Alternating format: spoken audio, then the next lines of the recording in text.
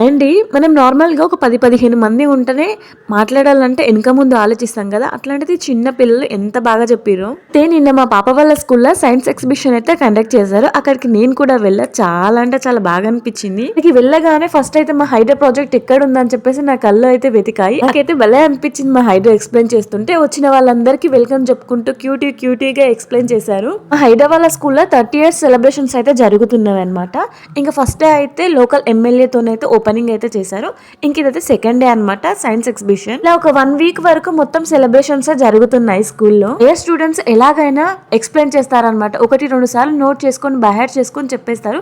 కానీ చిన్న పిల్లలు ఉంటారు చూసినారా, వాళ్ళు తడబడతారేమో అనుకున్నా కానీ బాగా క్యూట్ గా ఎక్స్ప్లెయిన్ చేశారు. భలే అనిపించింది నాకు. ఈ యొక్క ప్రాజెక్ట్ చాలా అంటే చాలా బాగుంది. చాలా నీట్ గా ఎక్స్ప్లెయిన్ చేశారు. నువ్వు 9th క్లాస్ చదివేటప్పుడు అనుకుంటా భువనగిరిలో దివ్యబాల స్కూల్లో సైన్స్ ఫైర్ అయితే పెద్దగా సెలబ్రేట్ చేసేది. నేను మా ఫ్రెండ్ అలాగే మా సైన్స్ సార్ ముగ్గురం అయితే లైన్ వైజ్ గా 3 days అక్కడికి వెళ్ళి స్కూల్లో మా ప్రాజెక్ట్స్ అంతా అక్కడంతా సెట్ చేసుకుని వచ్చిన వాళ్ళందరికీ ఎక్స్ప్లెయిన్ చేసేదన్నమాట. నాకు ఇంకా మా ఫ్రెండ్ కి అయితే మెడల్స్ ఇంకా సర్టిఫికేట్స్ అయితే ఇచ్చారనమాట. ఈ రోజు మా పాప వాళ్ళ స్కూల్లో జరిగిన సైన్స్ ఎగ్జిబిషన్ చూడగానే నాకైతే మా మెమరీస్ అన్ని గుర్తుకొచ్చాయి. సైన్స్ ఎగ్జిబిషన్ లో మీరు ఎప్పుడైనా పార్టిసిపేట్ చేశారా?